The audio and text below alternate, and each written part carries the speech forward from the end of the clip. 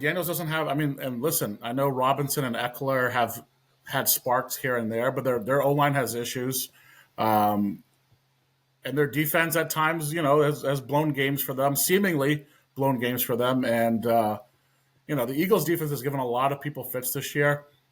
He won and threw 5 touchdowns against a defense that has given, the best of quarterbacks problems. Right. So shout out Jaden Daniels for sure. I agree with you.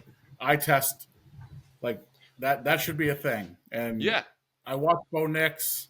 There's times where he doesn't look like an NFL quarterback. No. And if you were to tell me, right, when Washington drafted Jaden Daniels, that he would become a Russell Wilson type of player, I'd be happy. I'd be satisfied because, what Russell Wilson did in Seattle, I don't care what he did in Denver, right? Denver was a loss.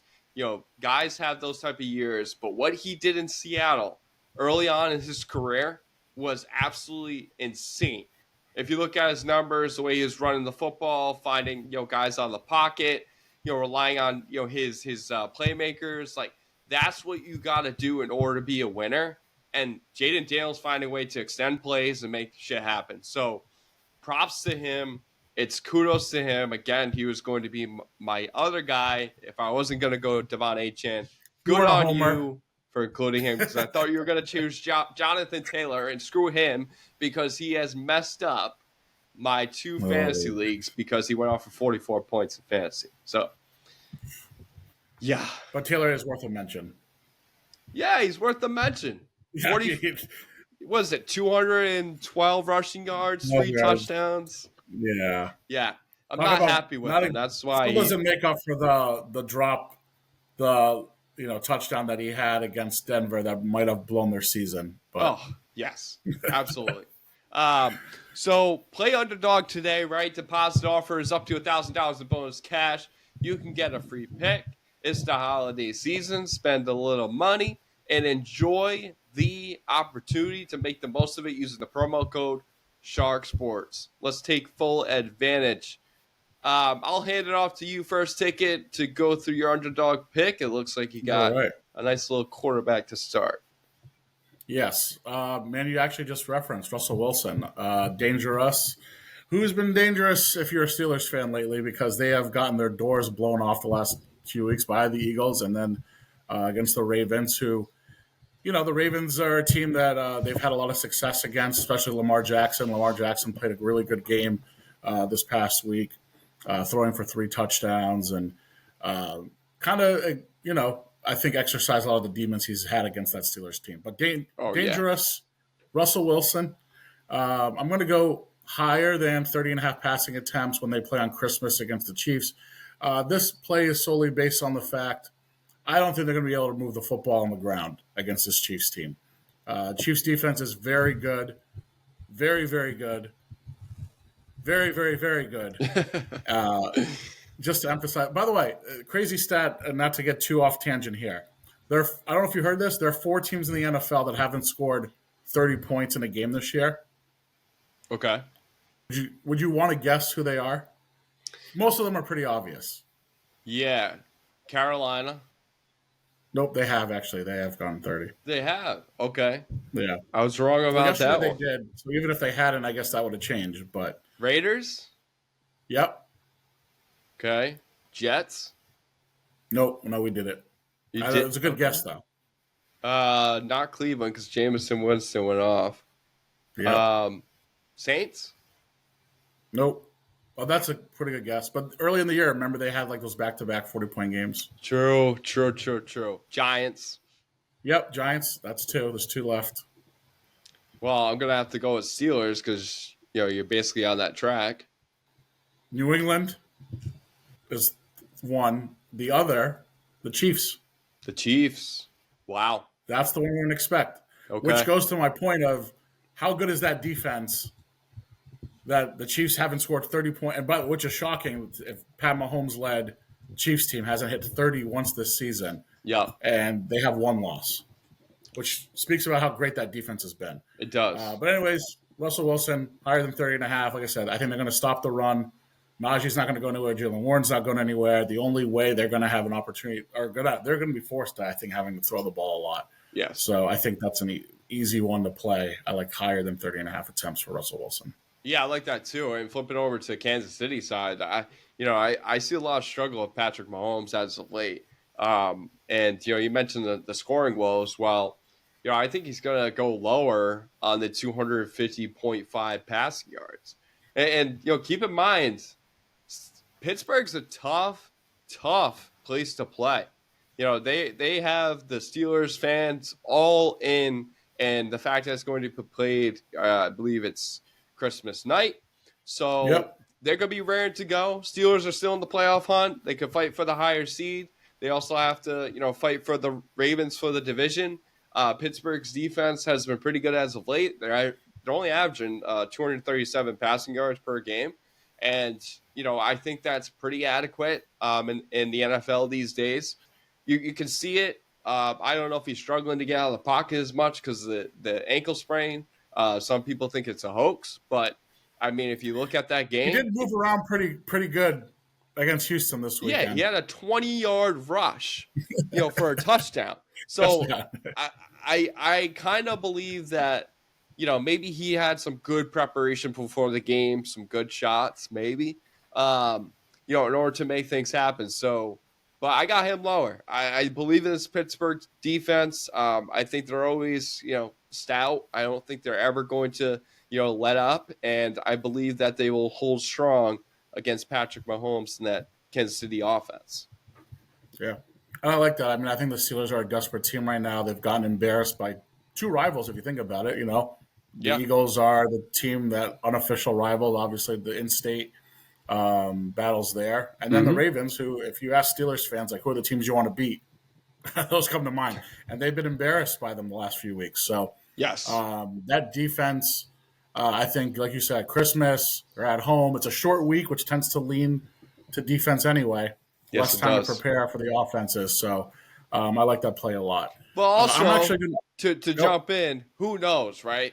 Patrick Mahomes always comes out and is sometimes a surprise. So I'm just banking on it, but we'll see. I don't know. You can never trust him. You're right. This is going to be also like kind of a risky. I don't know if you can trust it just because of how many different backs they seem to use in Kansas City. Yep. But I'm going to go with Isaiah Pacheco higher than half a touchdown. I think he finally gets in the end zone. He hasn't scored since his return off the injury list. So, last week Kareem Hunt kind of took it away from him. They used Hunt more on the goal line. You got to think Pacheco with his violent running style. He was, obviously the feature back the last two seasons for them. I think he finally gets back in the end zone this week. So I like him to get in against the Steelers on Christmas.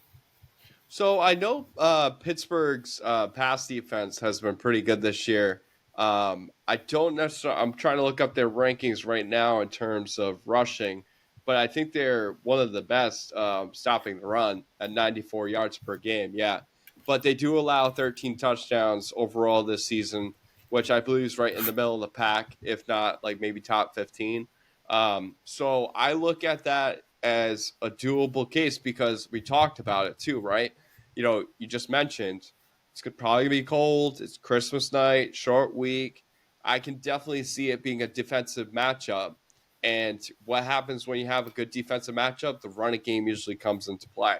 So I can foresee that with Isaiah Pacheco. This isn't going to be like an indictment on that Steelers defense, but Derrick Henry did just run for like 100, I think 50 or yards against them or something like that. Everybody's running Derrick Henry. Everybody. That's Derrick Henry. Yeah. So everybody's going through it. It's like Derrick Henry this, Saquon Barkley this. It's like every week, you got to take your wins and you got to take your losses on allowing those are the guys. Like you can't. Yeah. In fact, I wouldn't blame our listeners if they were like, let's just take Derrick Henry higher than half a touchdown because that seems almost automatic these days. It is automatic, but they are playing Houston. And to bring up the next game on the list for me, it's Joe Mixon, 0.5 rushing and receiving touchdowns, combined against the Baltimore Ravens. The Ravens, like we mentioned all year, right? They're always just going to be in it at the end. but they are terrible this year. They're really bad. And I can see Joe Mixon having a bounce back week. Let's call it what it is. This week we all saw it when Tank Dell got hurt and, CJ Stroud crying up a storm, which I thought was a little too much. And then you got, Joe Mixon, really motivated he looked pretty pissed off on the sidelines, not being able to get the ball, moving at a high clip. So I can see Joe Mixon raring to go. CJ Stroud, I think he actually gets in the end zone by receiving touchdown more than rushing. But I wouldn't be surprised if he does touch the end zone maybe once rushing. But overall concept, it's the 0.5 rushing and receiving touchdowns combined against Baltimore. Signed, sealed, delivered. He's been delivering all year. Yeah, and I like that a lot. I mean, he's had a great season. Let's also not forget, he's had success and matched up against that Ravens team for a long time when he was playing with the Bengals. Great point. So there's a lot of familiarity there. Better offensive line in Houston. Yes, for sure. And then not to mention, like you said, the Ravens defense is suspect. You can definitely move the ball on them. And this is also a revenge factor a little bit for Houston because they got knocked out in the playoffs last year by the Ravens. And you got to think that, as emotional as it was with the Tank Dell stuff, like you talked about, this Houston team will be ready to go. That crowd's going to be ready. It's going to certainly be a spot where I think there'll be some points scored between those two offenses. So how do you not like Mixon to get in the end zone? Yeah, I like it. So I'm going to go with Zay Flowers, higher than half a touchdown. Just the flip side of this, I think it's going to be a high-scoring affair. Also, the Texans had some injuries in their secondary this past week. Obviously, the Dell injury was huge, but they lost Jimmy Ward.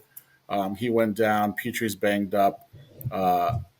There's definitely some issues in that secondary. And Zay Flowers, obviously the number one guy for it's weird because, Mark Andrews is still getting in the end zone, but he's not obviously doing as much in other facets that, you're typically used to him playing in that role where he's catching 7 or 8 balls for, 70 yards and getting in the end zone. He's just been a nice safety blanket in the red zone for Lamar. And Zay Flowers has been really good in between the 20s for Lamar.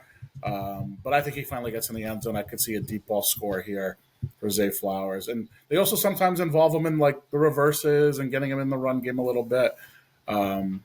But yeah, I think Flowers being the weapon that he is for that offense in a shootout in Houston, I like Flowers to get in the end zone.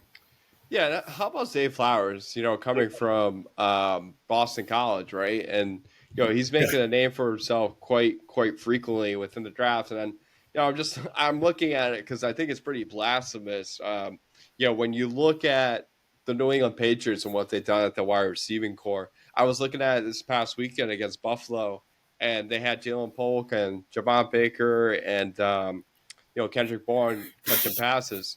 How would it feel to get a guy like Zay Flowers? How would it feel to get a guy like Brian Thomas Jr., who's balling out with Mac Jones as your wide receiver?